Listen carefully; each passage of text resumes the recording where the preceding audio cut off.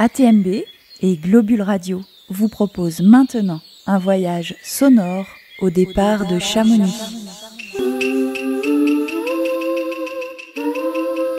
À vol d'oiseau.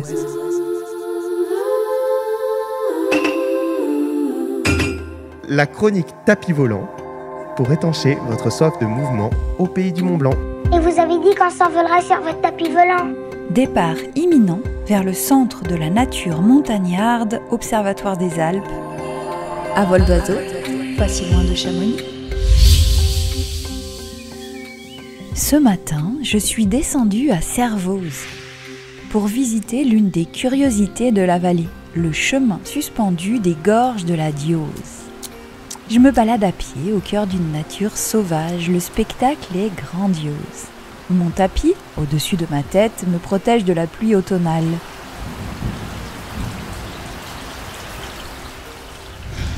Mon tapis joli me glisse qu'il m'emmènerait bien visiter d'autres gorges, un peu plus bas dans la vallée de l'Arve.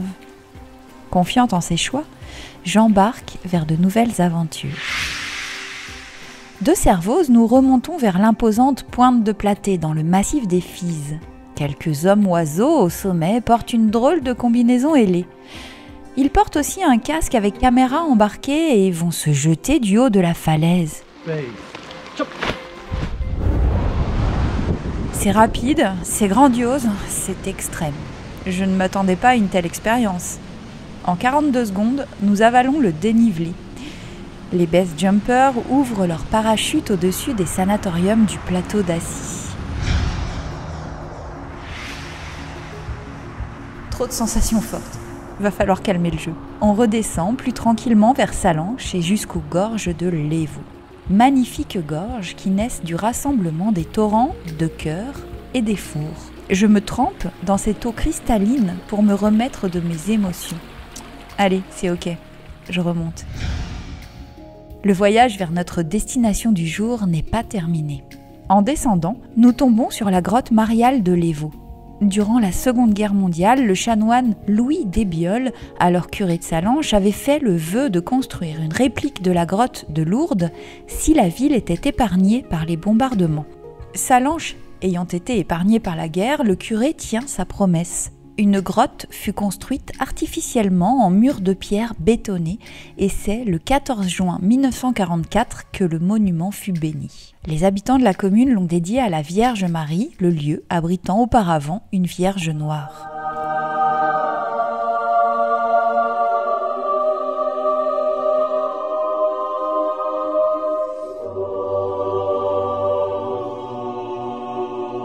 On continue la descente vers le château des Rubens. Ni l'incendie de 1840 qui a ravagé la ville, ni la Révolution n'ont eu raison de lui. Le château des Rubens est un survivant. Construit à la fin du XIVe siècle, le château comporte une haute tour carrée avec 5 baies superposées. Sa toiture est surmontée de 2 épis sur une crénelure. De belles fenêtres à meneaux aux linteaux en accolade sont mises en évidence ainsi qu'une porte ogivale bardée de fer.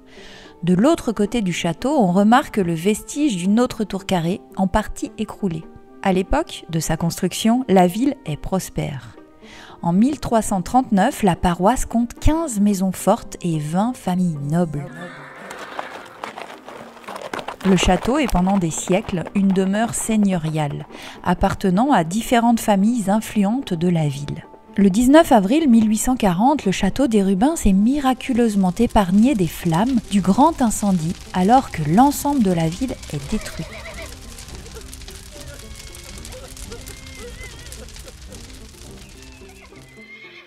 En 1978, le château devient propriété de la ville et devient également un espace d'exposition avec l'installation du Centre de la nature montagnarde en 1985.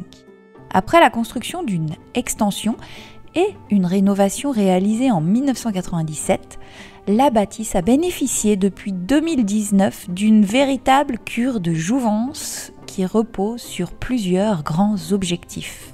Faire de ce site un outil de connaissance du milieu montagnard moderne et attractif. Rendre l'ensemble des espaces d'exposition accessibles aux personnes à mobilité réduite et valoriser la bâtisse et ses aménagements de caractère. Les travaux de rénovation du château des Rubens sont destinés à donner une nouvelle respiration à ces expositions.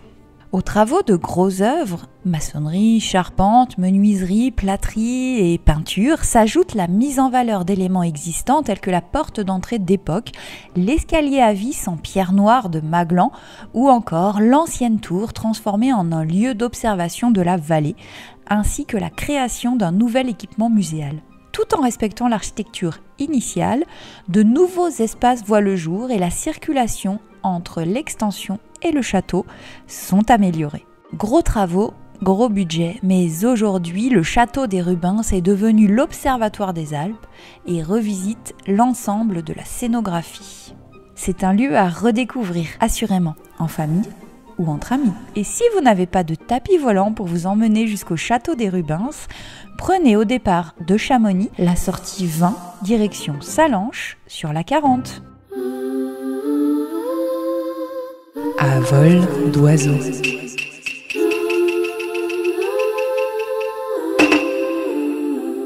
La chronique tapis volant pour étancher votre soif de mouvement au pays du Mont Blanc.